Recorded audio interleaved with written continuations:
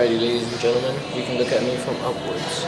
Anyways, today we're hitting back. It's fucking 3 a.m. Fucking gym, bro.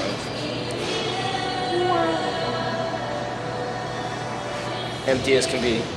I love it. Yeah, we're hitting back. And I forgot my tripod mount, so now you guys are stuck with handheld shit and MacGyver tripods out here in the gym, which is gonna be pretty fun, so.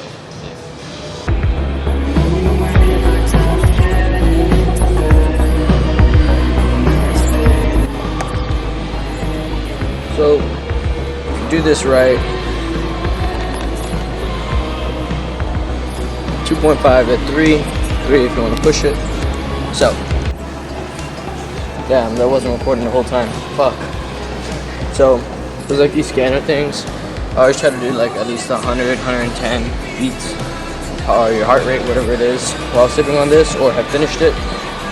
Speed 2.5 to 3. Somehow, like, pushing against this thing kind of increases the pressure, so it really does help out a lot.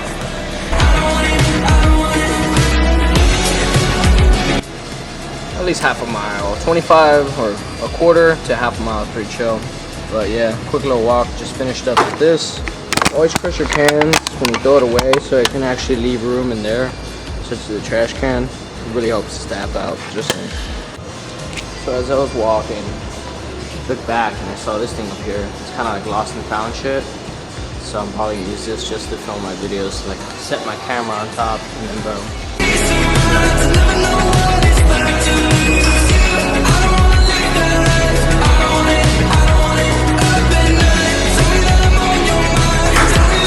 Oh shit!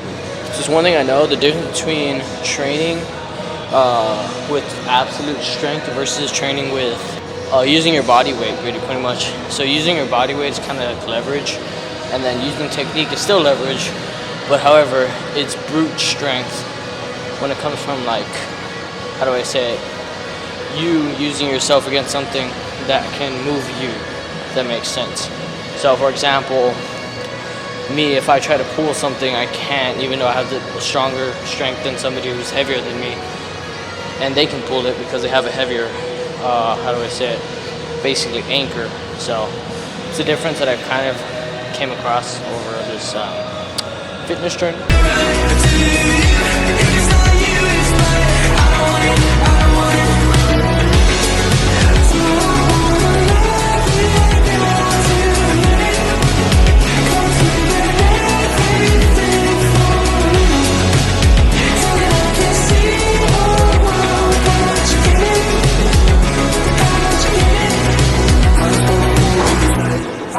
Peace of mind to never know what it's like to lose you. I don't wanna live that life. I don't want it.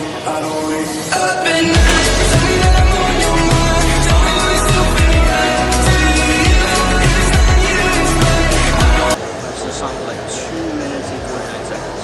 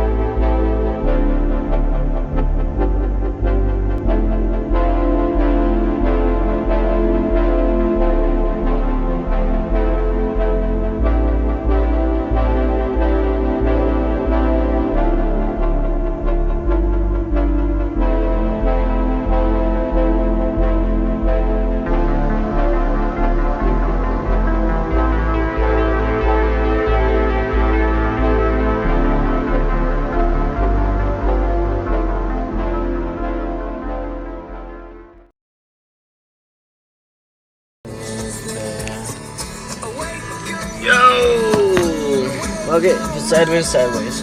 What's up, everyone? About to hit the gym right now. I was debating legs or shoulders, but legs it is.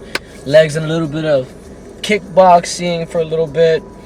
Trying to hit up that gym with my buddy to get some real coaching, because everything I've been doing is just basically off of like videos. So just literally a bunch of reps going at it, trying to perfect one movement at a time before moving on to the next. But we'll see. Anyways, a while ago I got a call from my job. It was like, do you want to come in from 1 p.m. till 10 a.m. or 10 p.m.? I was like, I've been up since midnight till noon. 12 hours already. Ready to go in for another 12. No, I'm kidding now. I denied it because I ended up actually covering for somebody else overnight. So I was like really glad that happened. On the drive over here, it was actually very, very amazing, this specific song and another one.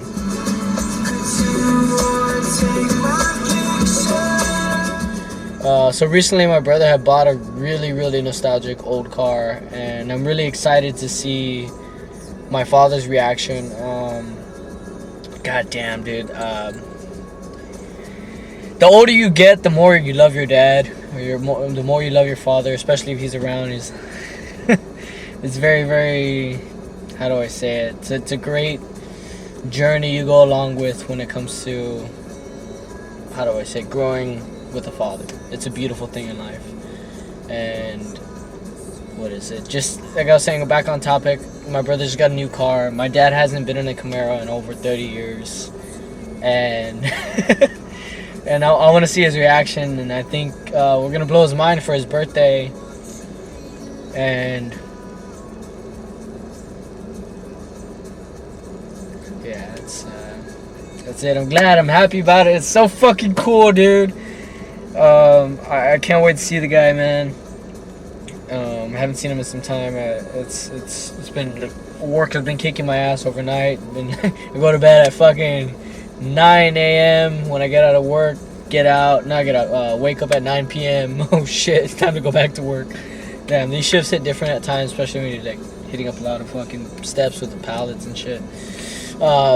Back on topic to another thing that I wanted to mention before we hit the gym is, I was in the shower. I had the shower thoughts. It was me thinking about, I saw this clip. I hope I can play it in the video, but fuck it, I'm already gonna get copyrighted, so I'll put it. You probably saw it right now. Hopefully I put it in, but let me just go over it again. It's where Metatron in a specific episode says of basically the purpose and like reasoning behind a soul and living life on Earth as a human, and what makes us so beautiful versus just being perfect, angelic perfect, or perfect as like a robot. It's what makes us special, the spice that tweaks us here and there to make us our unique individual, how do I say it, existence. And it's very, very unique, and I love it. I love it. I love it. It makes me inspired and motivated to go out and actually live a life, if that makes sense, to go out and do it because I'm alive. What do I mean by do it? By having some, how do I say, joy in my life. Like, for example, being able to spend time with my father, being able to go to a party, not that type of party, but like a birthday party, a family party, going out to hang out with people, having great conversations, jokes here and there. It's amazing things, doing things together, building things. Just overall, these activities are super important, and it's what makes life worth living for. It telling you this, it really inspired me to really think that also God has a character, and it's super interesting to learn more about it and go along with, and to discover more about it. It's so cool. I think it's genuinely probably the next big thing for this month for me. A month of, well, let's say May. April's already coming up at an end, so yeah. So I'll guys see you guys in the gym. About to finish up this drink, and let's get it.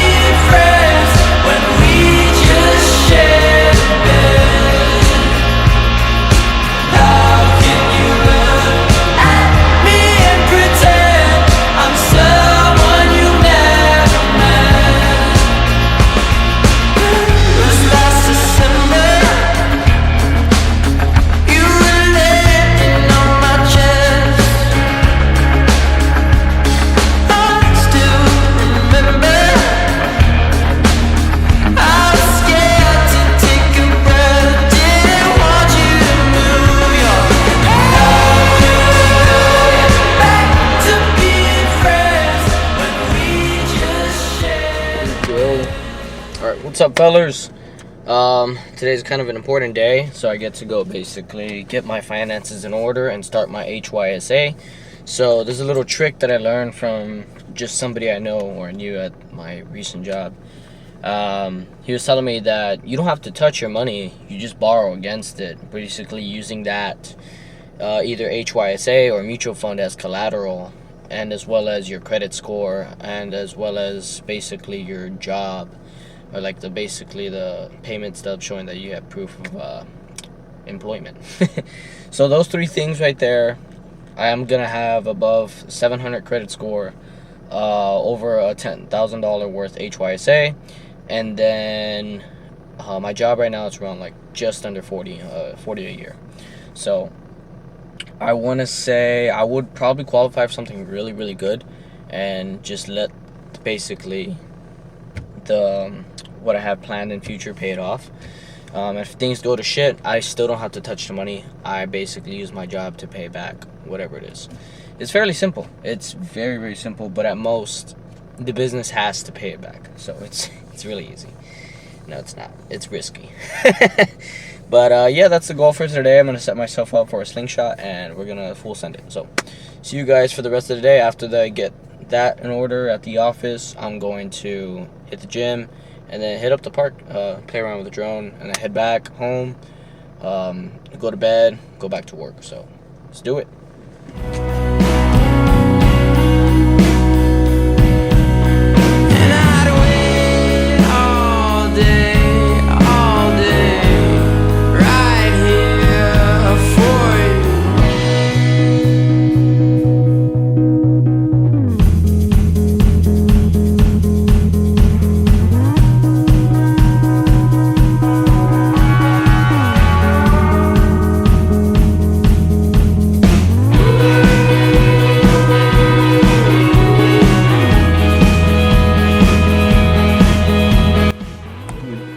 Added. It's about 3 o'clock in the morning. We're gonna go hit some legs, and yeah.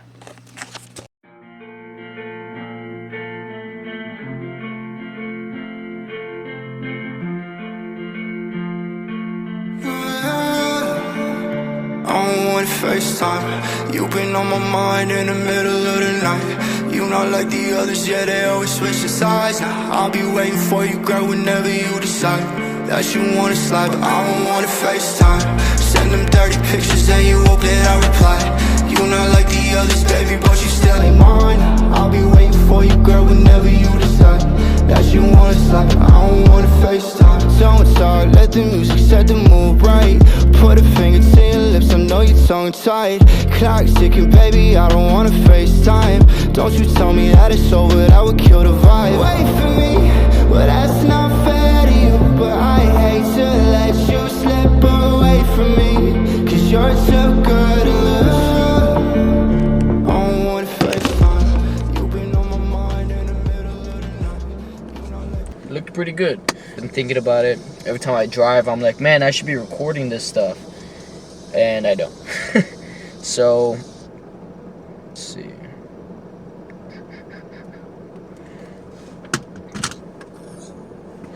Alright, so the first one is, I really believe, because this has happened to me before, that it's very easy to, let's see, get mixed up with the 3 aspects of your existence. So basically, what thoughts come from your spirit, what thoughts come from your psyche, what thoughts come from, well, not really come from, but that are basically your senses of your physical body. The physical part, yes, we know your stomach hurts. Yes, we know your body's sore. Yes, we know something's wrong with the vessel. Cool. Now that's the most basic and most normal. Like, you feel nervous, you're wired in a certain way, you feel pressure and everything. Like, that's a little bit of the psychological, but it's also physical as well. So, for example, a certain little detail or idea can trigger a traumatized part of somebody physically too, make them freak out and get anxiety or a panic attack, or make it hard to breathe, make them nauseated. Some people have icks or whatever it is for certain like things of this world. Cool. And then the psychological part, this is different. So basically, whenever somebody does something that is not physically, but it is something that you can't attain physically, but you can understand consciously, if that makes sense. Grasping communication, basically. For example, oh, this person cheated on that person. For like, this is an example. You can't grab the cheating. It's an action, basically.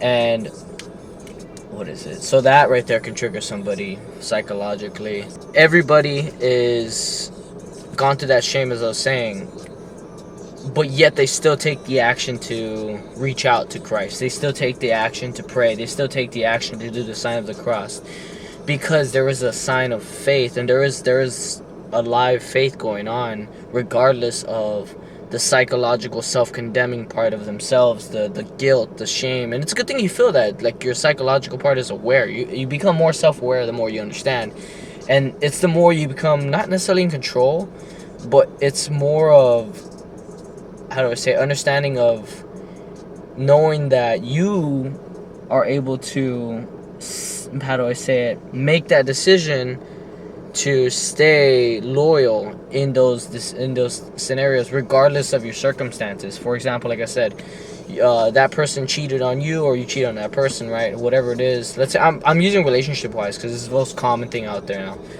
Or in general, like anything when it comes to socialization or socializing with other people that you're emotionally invested into, whatever it is, regardless if that's friend, relationship, family, it all matters, because everybody has connections in their life, even with your own self. So even if you're lonely, you have connection with yourself, buddy.